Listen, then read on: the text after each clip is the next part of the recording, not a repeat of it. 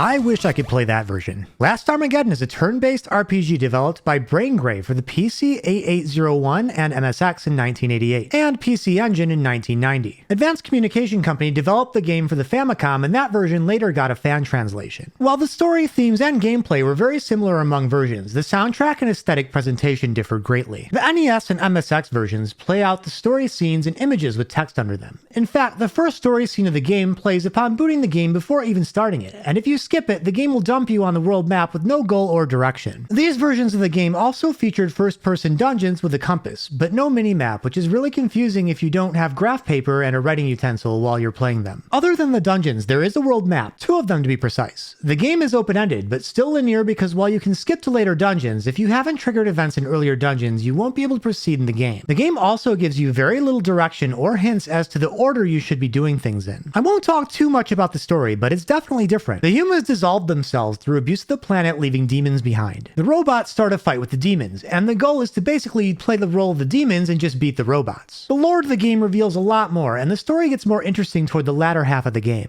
This is one of the only JRPGs I've ever played where you don't really have main characters or leaders. You control 3 parties of 4 demons that rotate out in a night shift and a day shift, with an extra long day at the end of each month for a 3rd party of demons. Perhaps most interestingly though, this game released in the same year as Final Fantasy II with a similar party growth system that relies more heavily on the party's actions in battle than the experience point and single level up system standard of JRPGs at the time pioneered by the Dragon Quest series. Your demons have experience point levels for attack, magic, hit points, speed, and defense. Using those actions in battle accumulates experience for those stats. When magic or hit points level up, those stats will also return to their new maximum level for the next battle. Using items increases the knowledge stat, which needs to be at 20 for at least 1 demon in the party to trigger some events in the story. Magic used out of battle also increases magic experience points, and can be used to grossly accumulate magic experience points outside of battle, which I had a lot of fun doing. There's also a morph level, which will actually change your demons into new ones by morphing them with the genes of other demons after the morph level rises. The new demons formed will usually come with a new or evolved skill or magic spell. Each demon has their own spread of magic spells, skills, and traits to help their parties. Magic and skills either hit one enemy or all enemies, but skills don't eat up MP, so they can be very powerful. Traits are a little more interesting. There's item creation, armor creation, weapon creation, ESP, and memory. There are no stores, so you can use a currency called Jin earned in battle to create items and equipment with specific demons. ESP shows you your current location on the world map, and memory lets you record your location in a dungeon to instantly return to later. The gameplay is very simple and kind of fun, but the challenge is uneven. Defending in battle prevents all damage and status ailments in addition to leveling up your demon's defense, so it's a really powerful command. Leveling seems to be the same whether you're fighting easy enemies or hard enemies. It's more about the actions your demons use than the difficulty of your opponents. Just by defending and then attacking in battle, your party will get strong enough not to need to buy armor. Also, at morph level 8, which won't take too long to reach, there's a sword all your demons can equip if they go on the event square in the front of the party, and this is reachable from the beginning of the game. It's also the strongest weapon in the game and makes fights in the game even easier than they already are. Magic can also be trained outside of battle, so leveling it up is very easy for demons that have spells that can be used outside of battle. 2 things make this game challenging. The first is the first-person dungeon design with no minimap. You get a compass, but unless you've got graph paper or a guide, you will get lost. And the second, more serious issue in my opinion is the switch in demon parties that occurs at various times. The first 2 parties of 4 switch regularly enough daily to stay at even strength. But if you're in a tough dungeon and you suddenly switch to the 3rd party at the end of the month, like what happened to me, you'll suddenly be getting one-shotted since the 3rd party also starts at level 1. The last day of the month is also extra long to make up for all the extra time the other 2 parties got. At one point in the game, you have to bring each demon party to specific objects in specific places for each party member. If you're far from the end of the month, you have to play all the way up to the last day of the current month to even finish this part of the game, since that 3rd party has to interact with objects. There's also a tedious part of the game that requires you to read the 108 lithographs scattered around the underworld to proceed with the story, and the game doesn't tell you which ones you've already visited. Last Armageddon is definitely a game of its time. It's fun seeing your demons morph into more powerful forms after battle, but the fights take an extraordinarily large amount of time to play out when there are 8 enemies, and this is even at fast speed. This game's growth mechanics are much clearer than most of the Saga games and even Final Fantasy II. You can see your experience points levels for each stat in Last Armageddon. Last Armageddon is also, aside from the challenging aspects I've already mentioned, a fairly easy game to play by 1988 standards. The Famicom version of this game is not a game I'd recommend over any Dragon Quest or Final Fantasy game from the late 80s though. In fact, Final Fantasy II's narrative progression is also more well refined, and that game can at least be played without a guide. However, the PC Engine version of Last Armageddon offers features like full voice acting that didn't become mainstays in JRPGs until well over a decade later. If you happen to be fluent in Japanese, the PC Engine version of this game is the one you want to play. It has better graphics, a really cool battle soundtrack, and it ditches the first-person dungeon for much better, in my opinion, top-down views, so you don't get lost as easily. For what it's worth, I would play this game again if that version got a fan translation, or better yet, an official translation. I actually discovered this game after watching a live stream of Inugami Korone playing the PC Engine version of this game on her YouTube channel, and upon further research I learned there was a fan translation for the Famicom version, so I gave it a whirl. Apparently, a JRPG sequel to this game called After Armageddon Gaiden was released on the Sega CD in 1994 in Japan. Working Designs was in the midst of translating it for the West before the project got cancelled when the Sega CD lost support. The more you know, right? Thank you for watching, and I'll see you next time.